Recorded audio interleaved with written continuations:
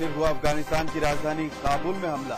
काबुल स्थित American university को बनाया गया निशाना। हमले में एक व्यक्ति की मौत, 14 लोग घायल। और आज देश भर में मनाया जा रहा है श्री कृष्ण जन्माष्टमी का त्योहार। मंदिरों में उमड़ा भक्तों का सैलाब।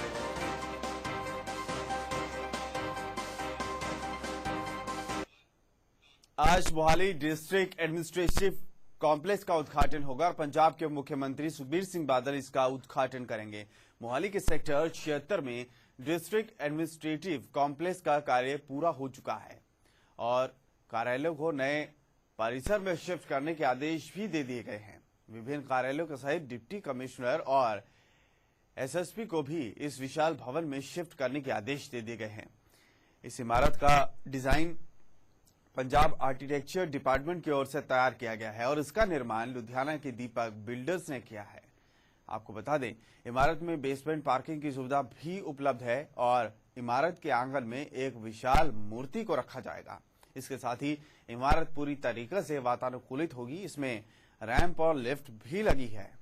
ये इमारत 7 एकड़ में फैली हुई है और ये 110 करोड़ रुपए की लागत से बनी है। मोहाली से लिविंग इंडिया न्यूज संवाददाता जतिंदर सब्बरवाल मेरे साथ जुड़ चुके हैं। जतिंदर, डिस्ट्रिक्ट एडमिनिस्ट्रेटिव कॉम्प्लेक्स जो है अब उसका उद्घाटन होगा। सुखबीर सिंह बादल आज यहां आने वाले हैं, क्या कुछ कार्यक्रम रहेगा आज का? देखिए अमर जी, ये जो सेक्टर 76 में जो नया डिस्ट्रिक्ट एडमिनिस्ट्रेशन कॉम्प्लेक्स बना है, इसकी काफी देर से मोहाली वासियों को जरूरत थी। आपको मैं बताना चाहूंगा कि मोहाली को जिला बने 1 दशक से भी ज्यादा समय बीत चुका था और ये जो कॉम्प्लेक्स था ये आरजी तौर पे हाउसिंग बोर्ड की जो बिल्डिंग है फेज 1 में वहां पर चल रहा था। वहां पर इनका बहुत बुरा हाल था और वहां पर तकरीबन कमरे भी बहुत कम थे और वहां पर बहुत मजबूरी में काम चलाया जा रहा था। इवन की डीसी कार्यालय, डीटीओ ऑफिस, चुनाव कमीशन का जो ऑफिस है, इसके अलावा एसएसपी ऑफिस है और कई तरह के जो तहसीलदार जहाँ रजिस्ट्री होती हैं, कई ऑफिस वहां पर इन्होंने इकट्ठे कर रखे थे और उन बैठने के लिए भी जगह नहीं थी। लोग आते थे, वहां पर खड़े होते थे। अब उसका किराया भी इनको काफी देना पड़ रहा था, जिसको लेकर सरकार ने जो पॉलिसी बनाई है और 110 करोड़ से भी अधिक लागत से बने ये डिस्ट्रिक्ट एडमिनिस्ट्रेशन जो कॉम्प्लेक्स का उद्घाटन है। आज डिप्टी सीएम सरदार सुखबीर सिंह बादल आज सुबह 11:30 बजे मोहाली में सेक्टर 76 में बने इस कॉम्प्लेक्स का करने जा रहे हैं। जी और जितेंद्र, कहा जा रहा है कि ये जो बिल्डिंग है काफी अत्याधुनिक है। जानना चाहेंगे इसके बारे में, कितना समय इसको लगा है और किस तरीके का डिजाइन है? देखिए जी, इसका जो डिजाइन है बिल्कुल सीधा और सरल है और इसके फ्रंट पे इन्होंने पत्थर लगा रखा है और बिल्कुल शीशे की जो बिल्डिंग बनी हुई है।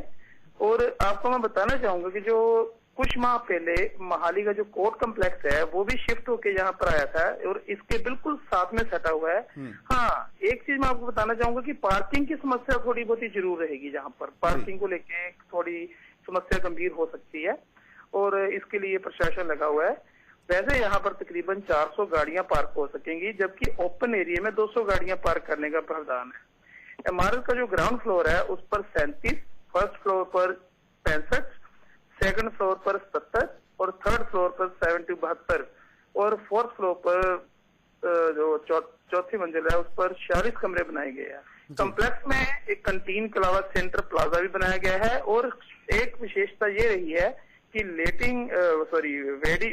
लेडीज वेटिंग रूम और क्रैच और बैंक डाकघर की सुविधा इसमें विशेष तौर पर रखी गई है। जी अमर, चलिए धन्यवाद आपका पूरी अपडेट के लिए। Jatinder Sabharwal living India news संवाददाता पूरी अपडेट दे रहे थे। तो आपको बता दें, ये इमारत जो है 7 एकड़ में फैली हुई है और जिस तरीके से हमारे संवाददाता बता रहे थे 110 करोड़ की लागत से बनी हुई है और काफी अत्याधुनिक ये पूरी बिल्डिंग है। रैंप है, लिफ्ट है और अलग से फैसिलिटी रखी गई है और पार्किंग की भी काफी अच्छी व्यवस्था है। चलिए अगली खबर आपको दिखाएं।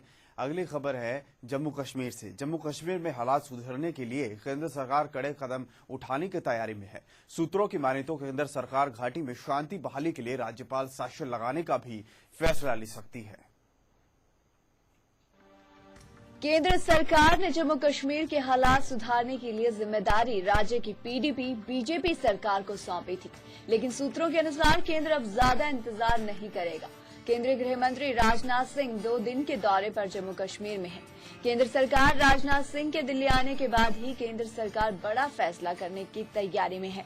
महीने के अंत तक जम्मू कश्मीर में चल रही अशांति को 50 दिन से ऊपर हो जाएंगे। कानून व्यवस्था राज्य का मुद्दा है और राज्य सरकार ने भी अपनी ओर से कई कदम उठाए हैं, जिन पर केंद्र सरकार लगातार इन कदमों पर नजर रखे हुए है।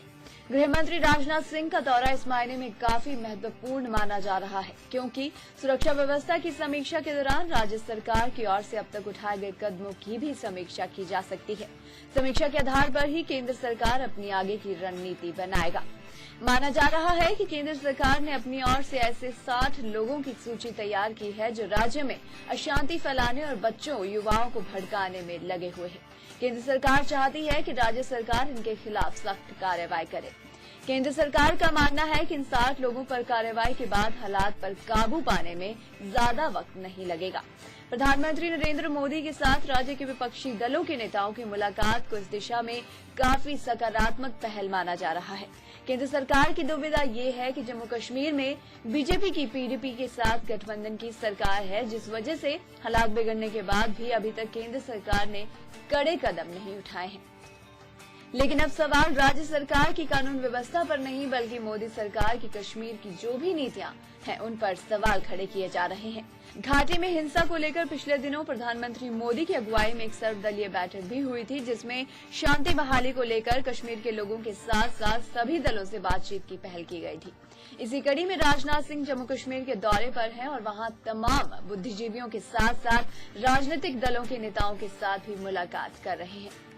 Bureau report, living India news. एक बार फिर अफगानिस्तान की राजधानी काबुल में हमला हुआ है। इस बार निशाना काबुल स्थित अमेरिकन यूनिवर्सिटी को बनाया गया है। कुछ बंदूकधारी कैंपस में घुसे और धड़ाधड़ गोलियां बरसानी इन्होंने शुरू कर दी। मिली जानकारी के अनुसार इस हमले में एक व्यक्ति की मौत हो गई है, जबकि 14 लोग घायल हो गए हैं। उधर बंदूकधारी हमले करने के बाद फरार हो गए हैं। अभी तक कोई भी हमलावर पकड़ा नहीं गया है। अफगान सुरक्षा बल हमलावरों की तलाश में फिलहाल लगे हुए हैं।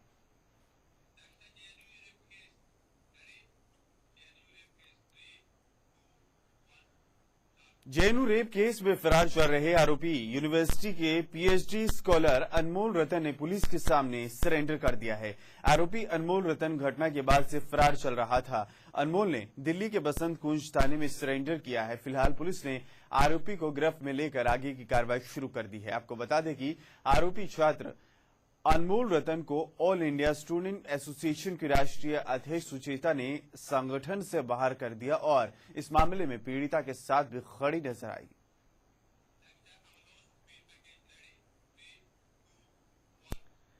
पंजाब के उप मुख्यमंत्री सुखबीर सिंह बादल ने पंजाब की जनता को आम आदमी पार्टी से सचेत रहने की सलाह दी है। उन्होंने कहा है कि आम आदमी पार्टी लूटखोरों की पार्टी है। ये बात सुखबीर सिंह बादल ने अमलोह में संगत दर्शन के दौरान कही है। इस दौरान उन्होंने अमलोह हलके के अंदर आने वाले विकास कार्यों के लिए करोड़ों रुपए की ग्रांट भी जारी कर दी है।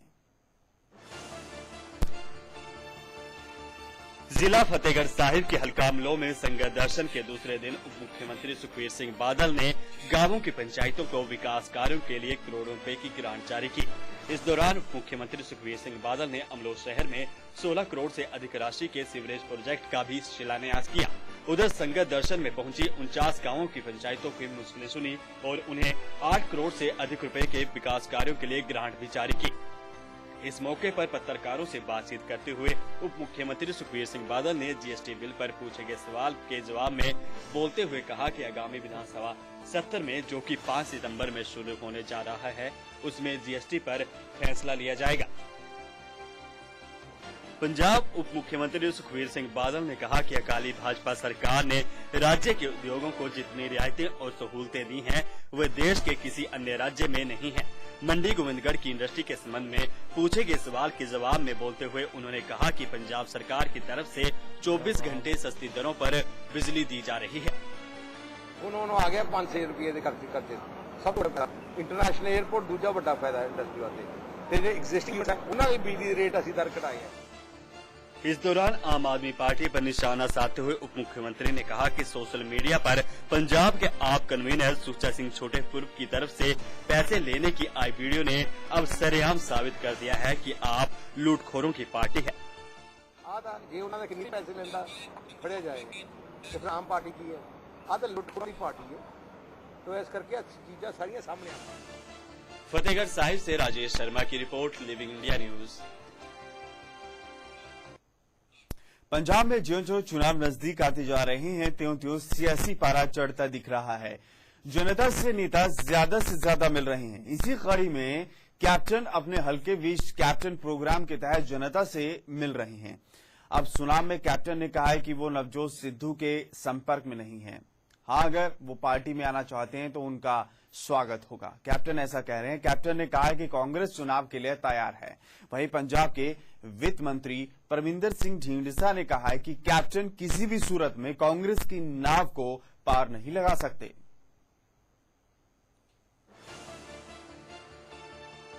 पंजाब के चुनावों को देखते हुए राजनीतिक दल मत तलाशने में जुट गए हैं, जिसमें कैप्टन अमरिंदर सिंह तो इसके लिए विशेष प्रोग्राम भी बना चुके हैं, जिसके चलते उन्होंने मलेरकोटला और सुनाम में हल्के बीच कैप्टन के चलते लोगों से मिले, जहां पर वर्करों ने अपने चहेते नेताओं के लिए टिकट मांगने की होड़ भी दिखी। वहीं कैप्टन ने कहा कि कांग्रेस पूरी तरह से चुनावों के लिए तैयार है। वहीं कैप्टन ने नवजोत सिंह सिद्धू के साथ डील करने और पार्टी में शामिल होने की जिम्मेदारी उनकी होने को नकारते हुए कहा कि मीडिया ने उनसे बात नहीं की है और सिद्धू के साथ वो संपर्क में नहीं है। हाँ, अगर पार्टी में सिद्धू आए तो वे उनका स्वागत करेंगे। स्टेटमेंट जो आज आई है टेलीविजन से गलत है। मैंने कोई ਉਹਦੇ ਨਾਲ संपर्क नहीं, ना मैं ਉਹਦੇ ਨਾਲ कोई गल कही है। मैं जो गल कही है थोड़े राही करी है कि वो पुराना कांग्रेस फैमिली है। अगर वो आना चाहते ने असी बड़े खुश होवांगे। आही इन्नी गल है कि डिप्टी चीफ मिनिस्टर बना दो और फलाना है, वो ऐसे ही। साथ ही कैप्टन अमरिंदर सिंह पंजाब में हालातों को देखते हुए कहा कि सुरक्षा एजेंसियों की संख्या पंजाब में बढ़ाई जानी चाहिए। जैसे कि पाकिस्तानी हमले हो रहे हैं, उन्होंने अपने वर्करों को चेयरमैन बनाए जाने के बयान पर कहा कि जिस अच्छे वर्कर को टिकट नहीं दी जा सकती उन्हें चेयरमैन बनाया जाएगा और सम्मानित भी किया जाएगा। साथ ही आप पार्टी पर निशाना साधते हुए कैप्टन अमरिंदर सिंह ने कहा कि आप दिल्ली में विज्ञापन पर करोड़ों रुपए खर्च कर रही है, जिसकी एवज में पंजाब में मीडिया से अपनी कवरेज करवा रही है। सिक्योरिटी फोर्स ज्यादा होनी चाहिए बिकॉज इतने हालात अच्छे नहीं एंड देयरफॉर सिक्योरिटी फोर्स ज्यादा होनी। ये तो 500 करोड़ इतने भेज रहे हैं, दोनों पैसे देते दिल्ली और तो कम लेने यही करा रहे हैं। वहीं दूसरी तरफ परमिंदर सिंह ढींढसा ने हल्के विच कैप्टन प्रोग्राम पर टिप्पणी करते हुए कहा कि कैप्टन चाहे लाख कोशिशें कर लें, लेकिन कांग्रेस की डूबती नाव को कोई बचा नहीं सकता। उन्होंने आपकी पार्टी का प्रोग्राम लेके चले ने, असं आपका लेके चले हैं। कांग्रेस का तो ਆਪਾਂ ਨੂੰ ਸਾਰਿਆਂ ਨੂੰ ਪਤਾ ਹੀ ਹੈ ਵੀ ਹਿੰਦੁਸਤਾਨ 'ਚ ਕੀ ਹਾਲ ਹੈ। ਸੋ ਕੈਪਟਨ ਸਾਹਿਬ ਦੇ ਜਿੰਨਾ ਮਰਜ਼ੀ ਜ਼ੋਰ ਲਾ ਲੈਣ, ਉਹ ਕਾਂग्रेस ਜਿਹੜੀ ਡੁੱਬਦੀ ਨਈਂ ਨੂੰ ਨਹੀਂ ਬਚਾ ਸਕਦੀ। कैप्टन अपने अलग अलग प्रोग्राम बनाकर जहां राजनीतिक सलाहकार प्रशांत किशोर की सलाह के साथ लोगों में जनाधार बढ़ाने की कोशिश में जुटे हैं, वहीं पार्टी में टिकट उम्मीदवार को लेकर किस तरह नेताओं में खींचातान चल रही है वो भी साबित होता है कि वो जिन वर्करों को टिकट नहीं देंगे उनको चेयरमैन का पद गिफ्ट में देकर शांत करवाना चाहते हैं। लेकिन कैप्टन की ये नीति कितनी कामयाब होगी वो उम्मीदवार लिस्ट के बाद ही साफ होगा। संगरूर से करमवीर जोशी की रिपोर्ट, लिविंग इंडिया न्यूज। ब्रेक के लिए रुकेगा, खबरें और भी हैं, फौरन हाजिर होंगे।